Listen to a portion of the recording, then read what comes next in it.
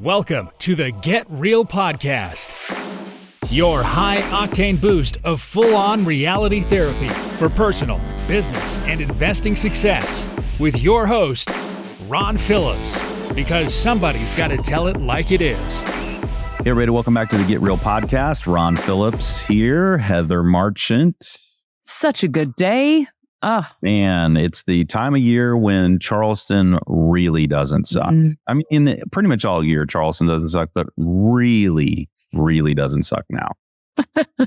So you have a beautiful place to live. I definitely, every time I'm out there, I'm like, wait, why do I live in the mountain areas that are snowy and cold in the winter? What am I doing? So it happens. Well, sure. Heather, right before the show, Heather was concerned that she had sent me a kissy face emoji in the text because she was trying to send it to Doug. Probably, one of those, hey, I'm getting ready to go on the podcast. Kissy face, kind of kissy face. I said, well, if you had, that's not really that big of a deal because I actually sent this.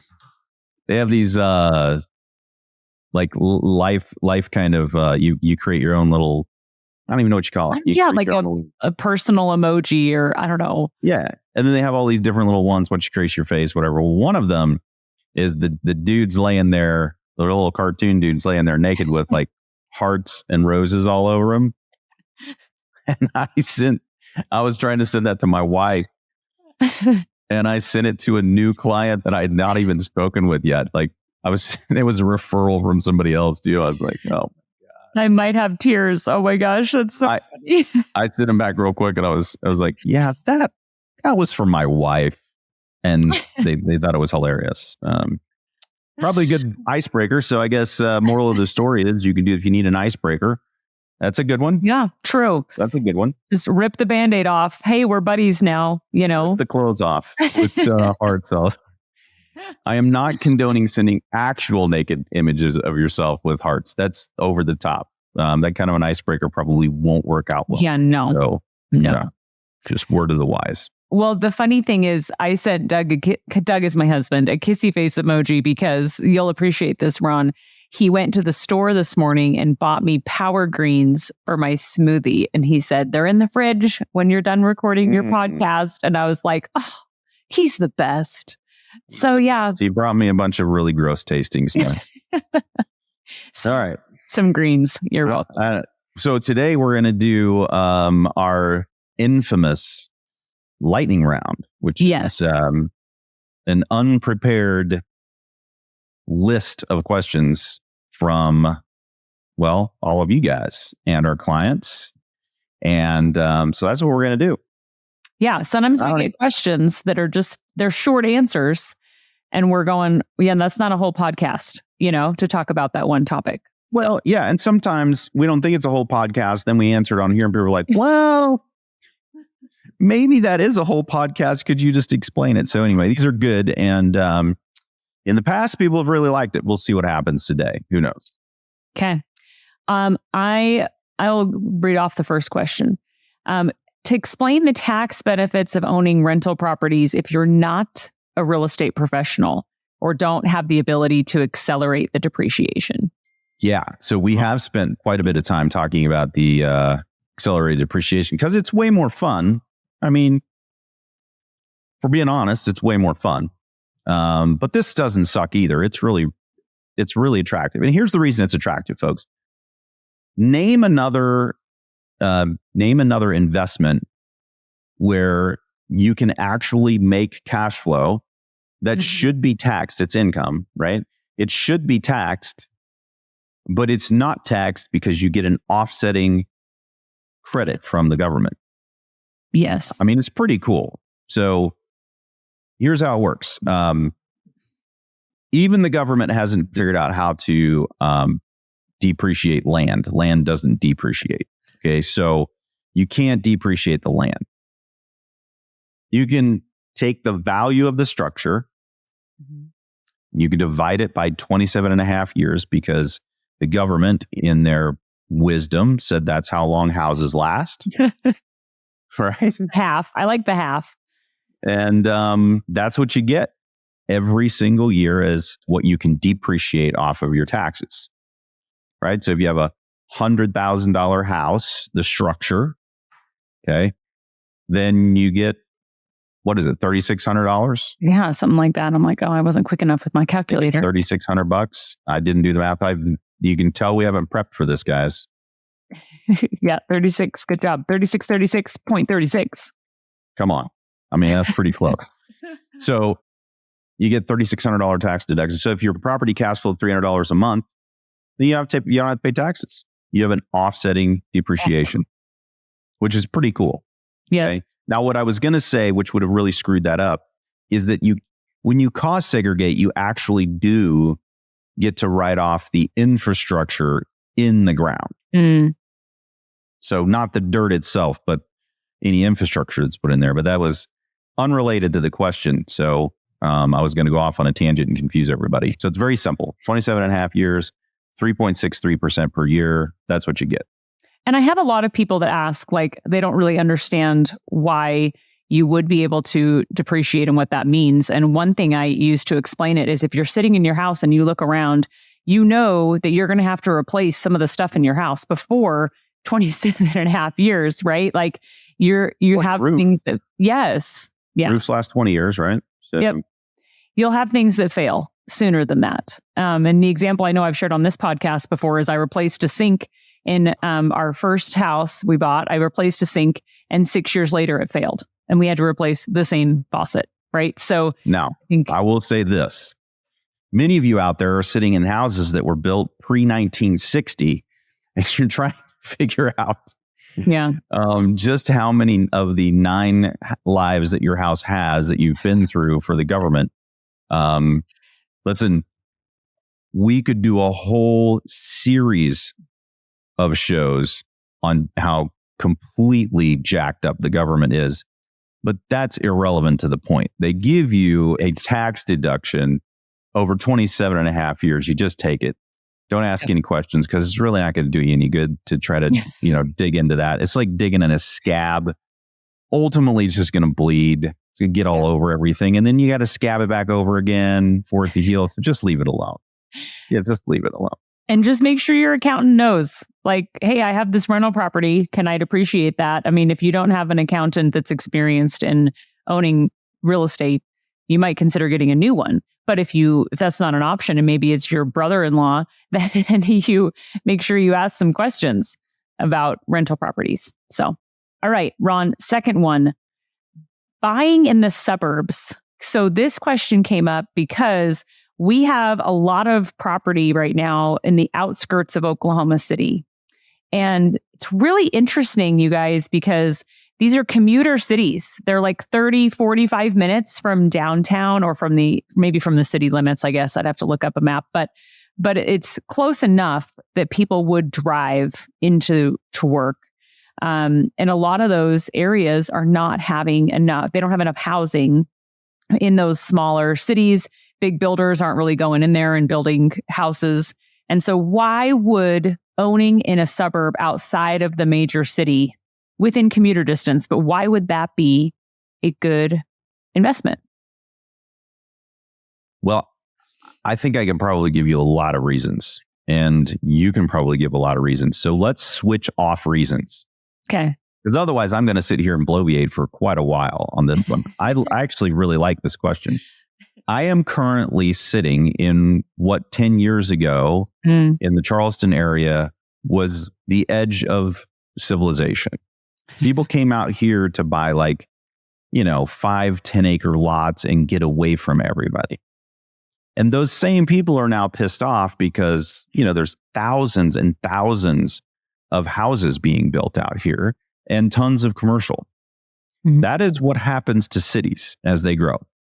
And if you'll recall, Heather, when I moved to Utah, same thing. I was in an area that was kind of non-existent a decade ago, and it had just started to grow. And now it is completely jam-packed with commercial properties and residential, and the prices have gone through the roof. Mm-hmm. In addition to that, you say, well, yeah, Ron, but that's not that far out. Why would you go way, way out? Well, in Charleston, when we moved here, there were a couple of areas, one called Goose Creek, one called Monk's Corner, kind of up in that area. They're out west. And from downtown, it will take you at least 30 minutes, probably 45. From my house to go see my daughter who lives in Monk's Corner, it takes 45 minutes to get there. Now, why would anyone want to build a house, buy a house, live that far away from downtown? Well, there's businesses in between where you could commute to, and people still commute that far because the housing out there is far less expensive than it is closer to downtown. New families, blue collar workers, folks who don't make a ton of money a year, they can't afford to live downtown. They can't afford to live what's surrounding downtown. It doesn't work. And I can tell you, it is blown up out there. So much so that there's one little area out there that has become a very, very nice high-end area because people were moving out. People were going out there to visit folks and going, well, dang, this is nice out here. It's all new.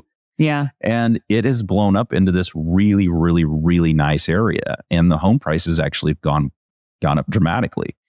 So when you buy on the edge, you get to ride the appreciation train up. That is what, unless the city dies, that is what happens.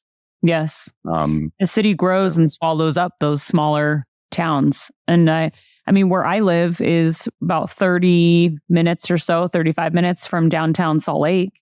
And I think everyone would assume, oh, well, where you have to drive downtown every day. Neither my husband nor I have much commuting at all to work. I think a lot of people are working from home now, or working from home at least a few days a week.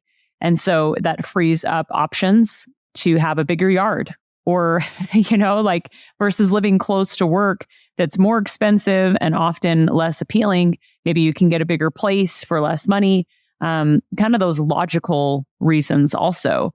The cool thing too about this particular opportunity, since I'm talking about the specific Oklahoma City market, is you have a lot of people that are commuting into smaller towns even for work, and there's just not enough housing for them. So you have a demand also. I mean, that's kind of a kick in the pants for for what you already mentioned, Ron, that you get to be able to boost your appreciation potential by having a town that does not have enough housing. A supply and demand problem, usually a really good wave to ride. So yeah, I mean, we just bought some duplexes in a little town on the outskirts of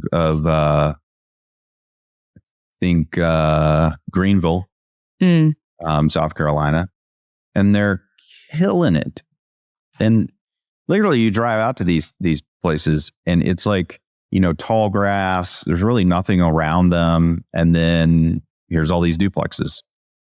And even in the little town where we bought these, it's not in the town. They are out and have septic systems. That's how far out they are, and killing it because of what you just said. And what's interesting in a lot of these markets, so much for a lightning round. This I know. a lot more than that. But I love this because in every place that I've lived, I've bought a house personally in this area, and I've made so much money on appreciation because I've bought in the path of growth. In this little area, what's happening is that companies who need to put in large warehouses and big manufacturing facilities and things, they typically have to go outside the city to be able to get the land that they need. So then there's all these jobs that fill in the middle, and then the commute's even less for people. Love that. They were commuting before now, and that's what's happened here in Goose Creek and Monk's Corner. There's tons of companies that have filled in along the highway going out there, big employers. And that's what's happening in Oklahoma. That's what's happening. That's what happens in every city where this happens. So buying in the path of growth, if the numbers work, it's the thing to do. Yeah. I mean, they just bulldozed our prison that's been here for I don't know how many decades because it's... knew that was going to happen. Yeah, it's in the path of growth. It's like right in the thick of everything. This state prison right along the main corridor of commuting traffic too. And so they just barely took down the last tower, those watchman towers or whatever. And I'm just waiting, like, okay, what's going in there? Like, I'm assuming commercial, I'm assuming residential, like it's a big piece of land. And yeah, same principle, right? Path of growth, where that was far out. The edge of civilization when they built you don't build a prison anywhere even close to people. Yes. And the city has completely engulfed it. Yep. Like what Heather is describing, if you guys have never been to Salt Lake, the prison is in the middle of the population. Yes. Literally. And I mean, very, very expensive homes all around the prison. So that property is worth a fortune. Yes. And they're just moving all the inmates out into the West Desert. So, which is where they should be, and not in town. Yes. All of the very expensive real estate is not where they should reside. So 100%. All right, man, these are good questions we got. I've been storing these for a hot minute. Okay. Like a series of lightning rounds if they're all that intense.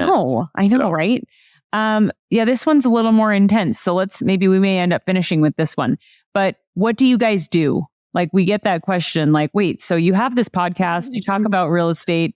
What exactly? Did I answer that honestly, Heather? Our core business. I do? I don't know. Our core business, Ron. What is our core business? Because yesterday I went out on my boat to write parts of my book. If I'm being honest, that's what I did yesterday, everybody. So True. Yeah.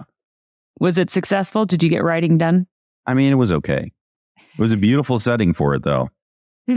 Inspirational. That's not what the question was, but that's literally what I did. Yeah, I'll start with this and you fill in the holes of what I'm missing. Okay. So we are a real estate brokerage that Ron and I both love running. It's called RP Capital.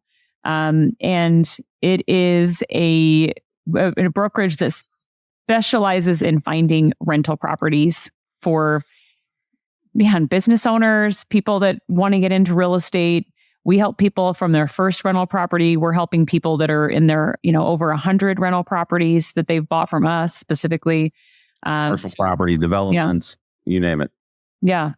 Right now it's super challenging, but also really fun because we're finding great properties and deals, good cash flowing properties, despite the, news saying that, it's not a good time. We're finding that every time is a good time to buy real estate when you stick to your principles. So that's something that we love doing. And I don't know what everybody else is finding, but I have found over the last, I'm 49. I probably started paying attention when I was 15. So, a long time, people. Over my life, I have found that pretty much anything the news says is not true. I was wondering where you were going with this. Pretty much anything a politician says is also not true. So, if the lead is, I heard this on the news, you can just tune it out. The news is so pathetic these days. Back when I was a kid, you could turn on the news and you actually got some news. Today, I don't think that's what you get. Yeah. So I think that, the higher interest rates have scared a lot of novice investors off.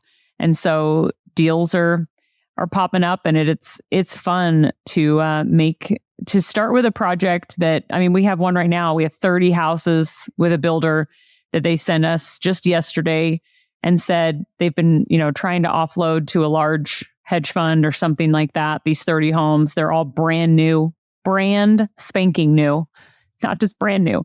And they will rent great. The numbers are checking out, and they're close enough. And we know the builder's motivated, right? Because they have all of these that aren't selling. They're selling some owner occupied, they said it's very slow. Probably because people qualifying for that size of a mortgage payment on trying to get into like an entry level home is a little more difficult for people right now. So more people are renting right now. So having that as an option for people it's just more difficult for them to sell. So they're motivated. So we're making numbers work today, and we'll start offering those houses. And it's not as if the numbers don't work. There's a partner of mine and I were thinking about building 14 or 15 houses for rent. There's still not enough housing, guys.